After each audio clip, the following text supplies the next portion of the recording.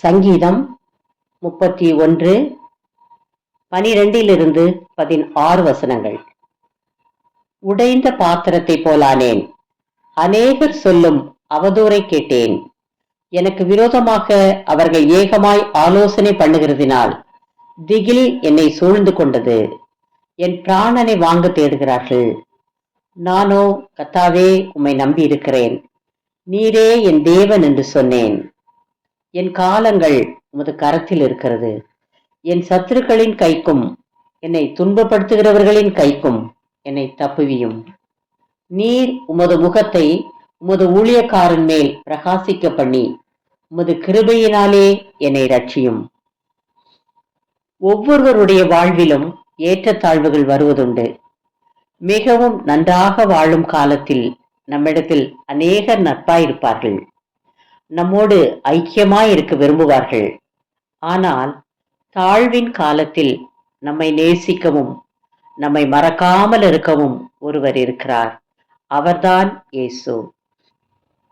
எல்லாரும் யோசேப்பு என்ற சிறுவனை வெறுத்தாலும் கர்த்தர் அவனோடு இருந்தார் என்பதை வேதத்தில் வாசிக்கிறோம். ஏனென்றால் யோசேப்பு கர்த்தருக்கு பயந்து அவர் வழியில் நடந்தான், பொல்லாப்புக்கு விலகி இருந்தான். ஆதலால் கர்த்தர் அவனை உயர்த்தினார். இந்த புதிய ஏற்பாட்டின் காலத்தில் வாழ்கின்ற நாம் எப்படிப்பட்ட மோசமான நிலையில் இருந்தாலும் இயேசு நம்மை புதிய மனிதர்களாக மாற்றி இவ்வுலகில் உயர்த்துவார். ஒரு குயவன் சிறந்த களிமண்ணை தெரிந்தெடுத்து அதை நல்ல பாத்திரமாக வனைவான்.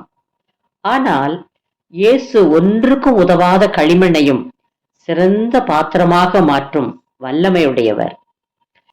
நீங்கள் யாராக இருந்தாலும், ஒன்றுக்குமே பயனற்றவராக இருந்தாலும், இயேசுவை நம்பி உங்களை அவரிடத்தில் ஒப்பு கொடுத்தால் அவர் உங்களை புதிய மனிதராக மாற்றுவார், உயர்த்துவார், உங்களோடு கடைசி வரை இருப்பார். ஜெபம். இயேசுவே, என் வாழ்க்கை உடைந்த பாத்திரத்தை போல இருக்கிறது. புதிய பாத்திரமாக மாற்றி என்னை முழுமையாக்கும். என்னை பாதுகாத்து வழி நடத்தும். ஆசீர்வதியும். ஆமேன். தேங்க்ஸ் ஃபார் வாட்சிங். Like, share, subscribe.